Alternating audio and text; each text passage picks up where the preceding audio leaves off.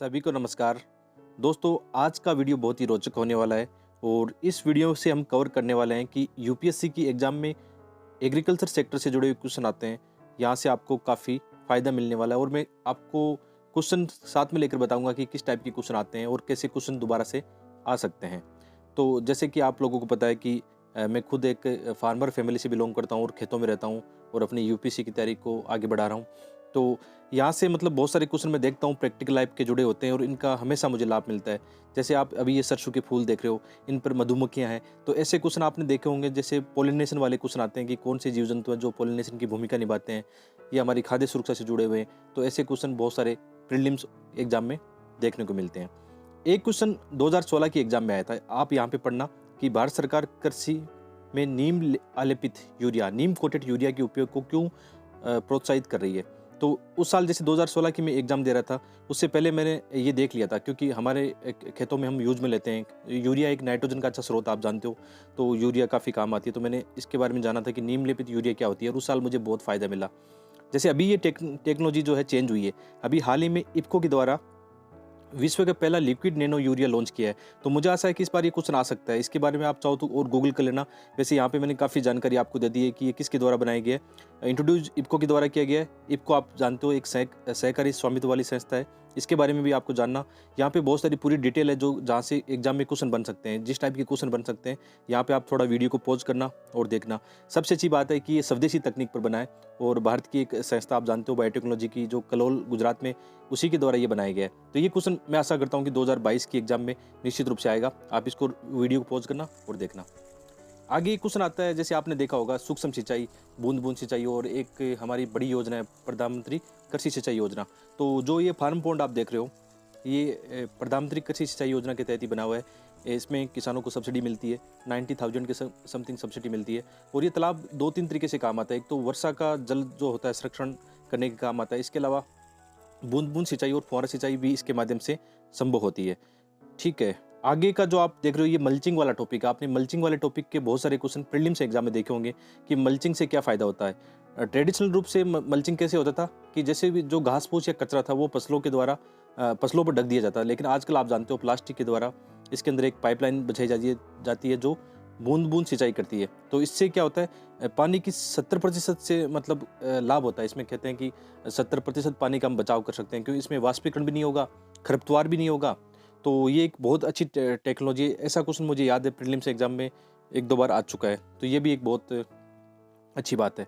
तो इसमें भी कोई मतलब सरकार काफ़ी अच्छी, मतलब एक तरह से कह सकते हैं किसानों की सहायता करती है सब्सिडी के माध्यम से। और इससे फ़ायदा होता है कि प्रोडक्शन भी बढ़ता है, किसानों को भी फ़ायदा होता है और इन्वायरमेंट फ्रेंडली भी इसको हम कह सकते हैं। ठीक है, तो ऐसे क्वेश्चन भी दोबारा आ सकते हैं। इसके अलावा एक क्वेश्चन बहुत ज़्यादा आता है कि कौन सी फसलें खरीफ की फसल है, कौन सी रबी की फसल है। तो अभी आप देख रहे हो ये फुहारा सिंचाई के द्वारा हम रबी की फसल गेहूं उगा रहे हैं यहाँ पे। ठीक है, तो गेहूं कौन सी फसल है, रबी की फसल है। तो ये अभी रबी का सीजन आप जानते हो कि लगभग अक्टूबर नवंबर से लेकर मार्च अप्रैल तक कौन सा सीजन रहता है, रबी का सीजन रहता है। उसके बाद में क्या होता है, जब मानसून आता है उसके बाद में खरीफ का सीजन रहता है। ठीक है, तो ये क्वेश्चन आप यहाँ पे देखना, पॉज करके आराम से इन क्वेश्चन को पढ़ना, यहाँ से कवर होगा। जैसे पहला जो क्वेश्चन दिया गया है कि निम्नलिखित में से कौन सी फसलें खरीफ की फसलें हैं। तो अभी गेहूं जो दिखा रहा था रबी की फसलें, इसका मतलब जो 3 फसलें अन्य हैं वो क्या है, खरीफ की फसलें हैं। तो आपने गेहूं को एलिमिनेट कर दिया। इसी तरह जो नेक्स्ट क्वेश्चन है कौन सी खरीफ की फसलें हैं, तो ये तीनों ही क्या है, खरीफ की फसलें। जैसे अभी आप सरसों के खेत देख रहे हो, सरसों किसकी फसल है, रबी की सीजन की फसल है। तो गेहूँ, जो सरसों, चना, मेथी, ये क्या है, रबी की सीजन है। जबकि खरीफ में क्या है, बाजरा, चावल, मूंगफली, कपास। तो ऐसे क्वेश्चन भी प्रैक्टिकली आप यहाँ से कवर कर सकते हो। ये क्वेश्चन बहुत ज़्यादा आता है कि कौन सा पादप मरुद्भिद पादप और उसकी क्या विशेषता है। तो आप ये जो पेड़ देख रहे हो एक मरुस्थलीय पौधा है, खेजड़ी है, राजस्थान का इसको राज्य वृक्ष का भी दर्जा दे रखा है। और इसकी छाल देखो आप, तने की छाल कितनी मोटी है, क्योंकि पानी कम है, तापमान ज़्यादा है, वाष्पीकरण को रोकना है। पत्तियाँ छोटी है और कांटे भी इसमें भी देखने को मिलेंगे। ये एक और मरुद्भिद पौधा है जिसको हम स्थानीय भाषा में झिंझा बोलते हैं। इसकी पत्तियाँ भी छोटी होती है, हालांकि इस पर कांटे नहीं होते क्योंकि इसकी पत्तियाँ थोड़ी सी बड़ी है खेजड़ी की बजाय। तो ये भी एक मरुद्भिद पादप है।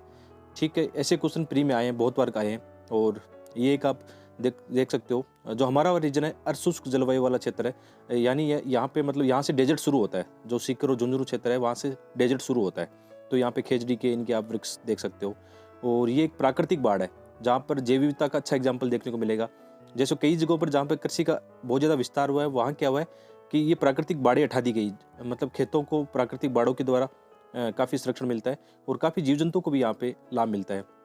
यहाँ पे नीम के पेड़ हैं, बहुत सारे जो बिलकारी जीव है जैसे चूहे हो गए, या आप कह सकते हो खरगोश, या जो सर्प की प्रजातियाँ हैं वो इनमें काफ़ी रहती है, काफ़ी उनको संरक्षण भी मिलता है और किसान मित्र भी माने जाते हैं। ठीक है, तो इनसे किसानों को भी लाभ होता है, क्योंकि जैसे आप जानते हो पारितंत्र में सांप चूहे को कंट्रोल करता है, तो इस प्रकार ये चीज़ें चलती रहती है। एकदम प्रैक्टिकल यहाँ से हम चीज़ें देखते हैं, और यही क्वेश्चन यूपीएससी प्रैक्टिकल चीज़ें हमेशा एग्जाम में पूछता है, और मुझे हमेशा एहसास होता है कि यार जैसे हम गाँव में जो चीज़ें देखते हैं खेतों में, वो चीज़ें एग्जाम में जब देखते हैं तो मज़ा भी आ जाता है। और वही मैं चीज़ आप लोगों के साथ शेयर करना चाहता हूँ। यहाँ पे आप देखो सरसों के फूल, या ये राई की प्रजाति है, और सरसों जैसी होती है राई, तो आपने देखी होगी। ठीक है, तो यहाँ पे जो आप अभी देख रहे हो मधुमक्खियाँ काफ़ी है, तो ये आप जानते हो इनकी कितनी बड़ी भूमिका है प्रकृति में। एक क्वेश्चन ऐसा आया था कि जैसे मधुमक्खियाँ या जो पोलिनेशन वाले जो कीट है वो यदि नष्ट हो जाए तो क्या होगा, पूरे विश्व खाद्य सुरक्षा का एक संकट से गुजर सकता है। तो ये भी ऐसे क्वेश्चन आपने देखे होंगे। ठीक है, और इसके अलावा ये हमारी खेतों की लाइफ का एक छोटा सा हिस्सा है। ये मेरा दोस्त शेरू है, आपने कई बार वीडियो में देखा होगा। ये एक जगह पानी का जो पाइप है वो टूटा हुआ है, तो वहाँ से थोड़ा थोड़ा पानी निकल रहा था, तो मैं देख रहा था वहाँ पे। तो शेरू की भी काफ़ी क्यूरियोसिटी है इसको लेकर, बहुत इन्जॉय करता है, ये हमेशा मेरे साथ रहता है और मज़ा भी आता है।